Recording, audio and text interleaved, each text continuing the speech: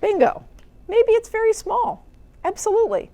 Maybe it's even, 10 million neurons, but they're not all spatially clustered together. They're interleaved with a bunch of other things, right? Then we'll just never see it. Absolutely. Everybody got that? So when you see something, that's great. And when you see some things really clearly and no evidence for anything else, that's probably suggestive, but we need to be very careful about any of the specific negative claims. Okay? Maybe somebody will come along with a 7 Tesla scanner and scan at higher resolution, and then they'll find it. Okay? All right. Also, I should note that this is an active area where people disagree. There are a lot of claims in the literature about regions that respond selectively to tools, or regions that respond specifically to hands.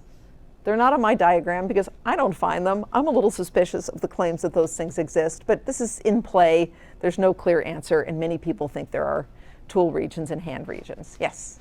So for faces, bodies, and places, are we born with these structures? Ah, great question. Aren't you dying to know? Me too. Nobody exactly knows. We'll talk in 2 weeks, I think, about how all this stuff develops. Exactly. I think that's exactly the right question. You look at all this structure. It's there in everyone. It's weird and particular and specific and systematic. Where does it come from? What is it about? We'll talk a lot about that. Not now, though. Okay. All right. I'll let you percolate on what other categories you might want to look for and why those and why not others. And it's very relevant to your question of, are we born with them or do we learn them? That might give you, the answer to that might give you predictions about what to look for, and vice versa. Okay, so that was just whirlwind of what I mean by sticking these blobs up there. Okay, so why do we have so many cortical areas in the first place? Actually, I think I'm going to let you percolate on this question. There's a slide on it, but I'm going to skip over it for now and stick it in later because I want to get to some of the other stuff here. Okay, it's a really deep question. It's kind of the biggest question here. Why would you design a brain like this? If you were designing a machine vision system, would you build in the special purpose machinery? Okay, so we will get back to that. But instead, I want to point out first a few simplifications here. This is really a ridiculous simplification. So first of all, there's more than one of these in each hemisphere. Current view is something a little more like this, depending on how you count them. A few of each. Second of all, the borders are not that sharp, so we'll blur them a little bit to acknowledge that there's some muck around the edges. It's actually worse than that, muckier than that. But the big picture that emerges from all of this is that some regions of the brain process a single specific kind of information. Okay, that's big news. All right. And people in our field have been fighting about that for 200 years. I used to do a whole lecture on the history of this idea in the field, and then I thought it was riveting, and everyone else thought it was boring. So I'm now doing this completely ahistoric thing as if this question came out of nowhere. But this is sort of the central question in human cognitive neuroscience that people have been viciously attacking each other about for 200 years. When I first published the paper on the fusiform face area, all of these people came out of the woodwork. They'd already been fighting about this issue with each other, and all of a sudden they found a new target, me, and they all attacked me because I was claiming that there's a piece of the brain that does this very specific thing. So it's a long-standing question, and I think the evidence from these regions is now very strongly supportive of this idea that at least some patches of cortex do very specific things. Okay. However, as I said, lots of people challenge this view. Most of those challenges have been addressed and rejected, but there's one really smart one that's really worth taking seriously, so we're going to spend some time on it. Okay? The smart alternative account, which is still, according to some, in play, you guys can be the judge, was put forth by this guy here, Jim Haxby. He's a professor at Dartmouth. He's a smart guy, and he had the following insight. He said, so what, Kamwisher, that your face area, not quite, I'm caricaturing Jim. So what, your face area responds like this to faces and like that to everything else. So what? That doesn't mean it doesn't have information about all that other stuff. Because all you're doing is averaging over voxels, each of which is averaging over hundreds of thousands of neurons. It's just some pooled response. Who says that overall response magnitude is telling you everything you need to know about the function of the region? Okay? Maybe instead there's lots of information in the fusiform face area about things that aren't faces. Okay?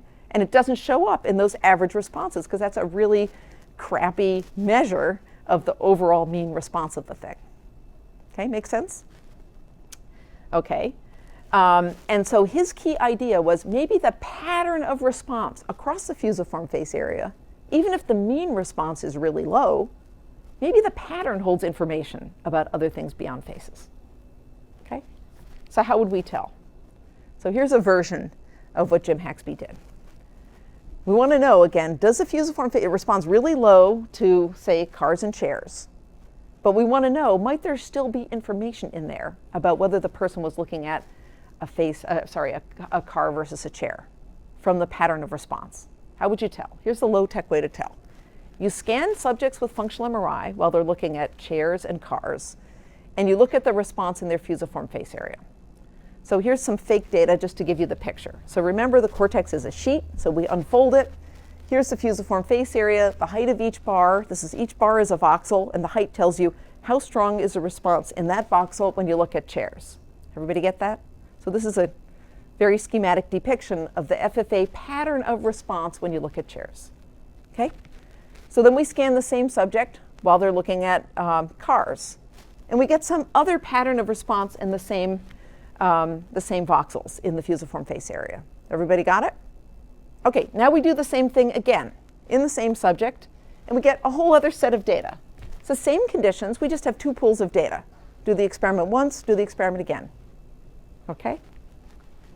Now the key question is the pattern of response more similar within a category, namely chairs to chairs and cars to cars, than it is between categories, that is, chairs to cars and cars to chairs?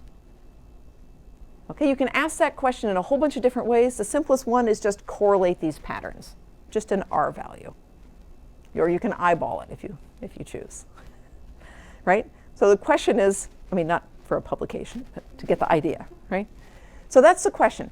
If these were systematically similar to each other, and these are systematically similar, but these guys are not similar and those guys are not similar, that's telling us that there's one pattern in there for chairs and a different pattern for cars. In other words, there's information in there about the distinction between chairs and cars. Even if the overall response of the region to chairs is the same as the overall response to cars, and even if the overall response to both of those is much lower than the overall response to faces.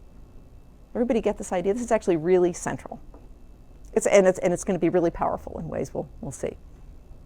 Okay, so that's how we can ask.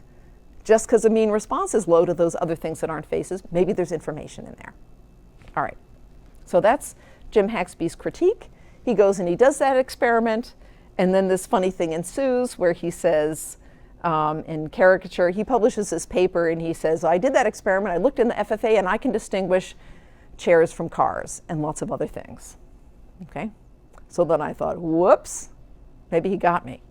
Oh, and further, he concludes in this big paper published in Science, he says regions such as the FFA, notice the square codes, the scare codes. He's trying to diss me with that, the FFA, right?